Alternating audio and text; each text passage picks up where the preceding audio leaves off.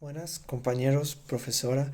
Hoy voy a explicarles acerca de la civilización cultura mesopotámica, el cual ha sido una de las culturas más importantes, fuertes y majestuosas en todo el tiempo, debido a su gran construcción y los materiales que utilizaban, los edificios que hacían y cómo se resisten hasta hoy en día.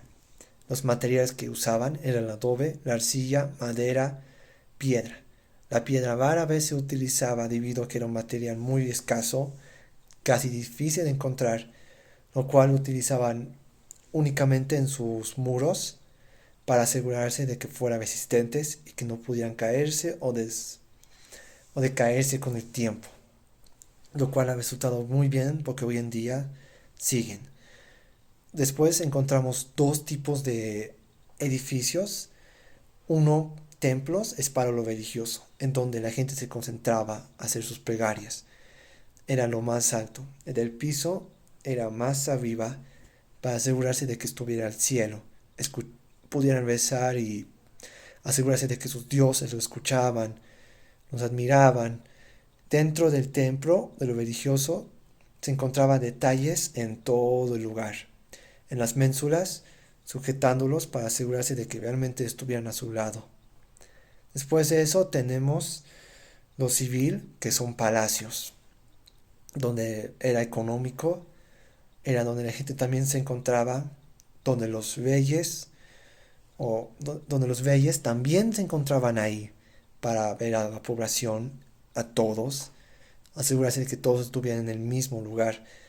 Lo más destacable que hacían eran los mosaicos, los pequeños detalles en los vidrios, las paredes, todo con el fin de tener la primera impresión y destacarse más en la arquitectura que por sus elementos constructivos o considerados también como sistemas constructivos, los cuales eran primero el sistema abovedado, donde era más usado la cúpula o donde más era utilizado la cúpula, asegurarse de que el día de la luz pudiera entrar dentro del edificio, pudiera resaltar todo lo que se encontraba dentro. Después tenemos el sistema adintelado, el cual era el uso de las vigas, pilares, sujetar grandes cantidades de peso, mostrar qué tan destacables realmente eran ellos. En la Grecia histórica se produjo un acontecimiento social e histórico de gran trascendencia, el nacimiento de la ciudad de los ciudadanos. La ciudad hecha a medida del hombre, iniciándose de este modo el urbanismo moderno, Grecia estaba formada por una serie de ciudades-estado independientes. La ciudad era elemento esencial del Estado. La arquitectura griega antigua más conocida es de sus templos, la mayoría de los cuales están ahora en ruinas y algunos en su mayoría están casi intactos. El segundo tipo de construcción que se conserva en todo el mundo helénico es el teatro al aire libre, con la primera data de construcción del año 350 a.C.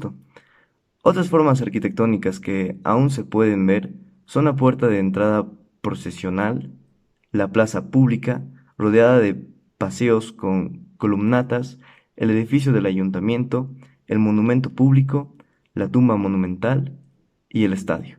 Los servicios públicos en la época eran bastante simples, pero efectivos, más que todo los servicios de salud.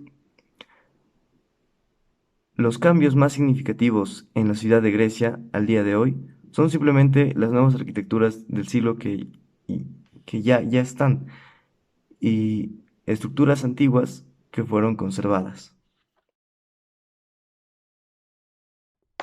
Bueno, yo voy a hablar sobre la ciudad romana y sus características que dio origen. Entre las calles de la ciudad de Roma eran pavimentadas, incluso había aceras para peatones.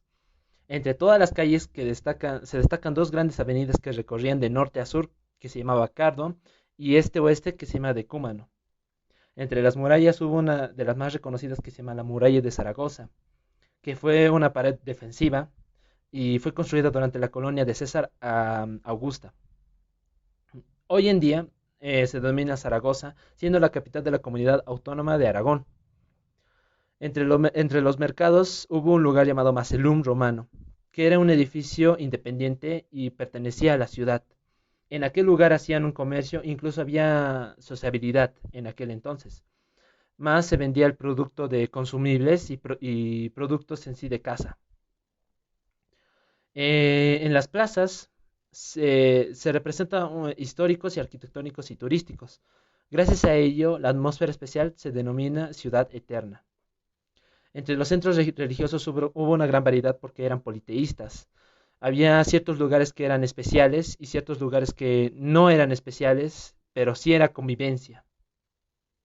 Entre las viviendas tenían tres modalidades principales que se llamaban domus, insulae, como viviendas urbanas y villas en el campo. Entre los barrios de Roma son las zonas de nueva urbanización, creadas después de la institución del último rione o prati, y construyen un segundo nivel de subdivisión administrativa de la ciudad de Roma y cubren una superficie de 210,38 kilómetros cuadrados. A continuación, les hablaré sobre la época medieval y lo que cambió en el urbanismo. Comenzaremos con las estructuras urbanas. Hablaremos de las murallas. En la edad medieval seguía utilizándose las murallas. En este caso, como la población comenzó a crecer más por el comercio y el intercambio de productos, ya la ciudad no solo se encontraba dentro de las murallas, sino fuera de las murallas. Y ese es uno de los cambios que se dio en esta época. Como aquí podemos ver, nuevas infraestructuras fuera de las murallas. En esta época las calles eran muy angostas, no tenían filtrado de agua ni alcantarillado, lo cual provocaba que las calles sean pocas higiénicas, al igual que se utilizaban como espacios de comercio y mercado. Como podemos ver aquí las calles que eran muy angostas. Como ya hablamos del mercado y comercio, no existían edificios o infraestructuras que se desarrollaban exactamente para este espacio. Entonces se utilizaban las calles al igual que las plazas en momentos o días específicos. Como podemos ver en las calles cómo se desarrollaba el comercio de los mercados al igual que en las plazas.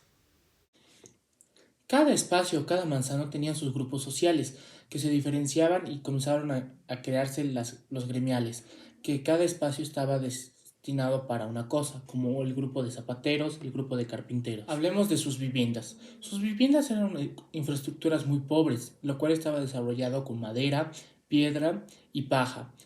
Estas infraestructuras no tenían un filtrado de agua ni alcantarillado, lo que se hablaba mucho de era su higiene, que era muy pobre, a lo cual llegaron nuevas enfermedades. Estos edificios o viviendas se desarrollaban entre 3 a 4 pisos, lo cual siempre en la planta baja se desarrollaban los espacios de mercado o intercambio de producto. Como podemos ver en la imagen, esta es una vivienda clásica de la Edad Media que estaba desarrollada con madera y piedra. También en el techo que estaba en forma de triángulo donde se desarrollaba como ático y esto igual les ayudaba a aislar del frío. También al recalcar de las infraestructuras más importantes se desarrollaban en el centro de la plaza, que tenían balcones con vistas hacia el centro. Igual se desarrollaban de piedra y madera estos edificios y normalmente eran edificios no muy grandes. Como podemos ver aquí, que los edificios principales se desarrollaban al centro de la plaza. Y esos son los puntos más importantes de resaltar de la Edad Media. Ciudad ideal es una idea acuñada en la antigüedad con el propósito de concretar las características que debía reunir la ciudad para el desarrollo del hombre, teniendo en cuenta su bienestar físico y sus necesidades sociales. La ciudad ideal ha sido un tema abordado de forma recurrente a lo largo de la historia de la arquitectura. Las ideas de Platón y Aristóteles, no solo sus concepciones políticas, sino la descripción física de la mítica Atlántida y las referencias a Hipódamo de Mileto, a quienes se atribuye la planificación ortogonal que efectivamente se realizó en el Pireo, en época romana, la concepción técnica del arquitecto y tratadista Vitruvio de cómo debía ser la ciudad y la plasmación real de espacios de uso público y político en la propia Roma y en Constantinopla y en las ciudades romanas repartidas por las provincias.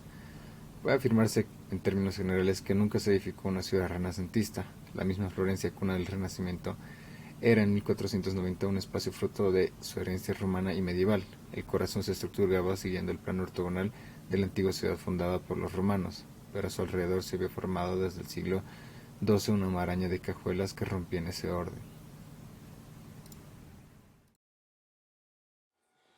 Primero hablaremos sobre las murallas, que en este punto las ciudades barrocas hicieron una ruptura de las murallas, generando nuevas áreas verdes. En este punto igual llega la creación de la nueva plaza barrial, que su función era la orden y amplitud de las avenidas. Igual existen nuevos elementos urbanos, que aparecen en las fuentes, como esculturas y como un adorno urbano. En sí, el punto más fuerte de las ciudades barrocas eran las plazas, uno de los más importantes elementos barroco, y su función era embellecer la ciudad, punto de referencia de los trazados de las calles, y eran un reflejo simbólico del poder civil y religioso. Igual existen las plazas peatonales, que eran plazas de acceso a edificios religiosos o civiles importantes, que tenían una importancia sobre el uso peatonal. También existían los palacios, que eran viviendas urbanas de familiares muy adineradas, que eran amuralladas y adentro de ellas existían jardines grandes, que era para embellecer todo el palacio. Un punto muy importante igual eran las iglesias, que era la relación que tenían con Dios a través del arte y de las obras que tenían dentro de estas iglesias. Eran muy grandes con sus cúpulas, al igual que tenían como función de tener una comunicación a través del arte. En las calles existen las nuevas cruces de vías que eran relacionalmente muy grandes. En sí, ¿cómo eran las ciudades barrocas? Comenzó con la ruptura de las murallas, con la idea de las ciudades abiertas, también la suspensión de las fortificaciones y tenían como la idea el anillo de Boulevard. Y también aportó en las iglesias, hospitales, con grandes jardines, castillos y con un trazado ortogonal, que predominó la forma con ejes en las ciudades.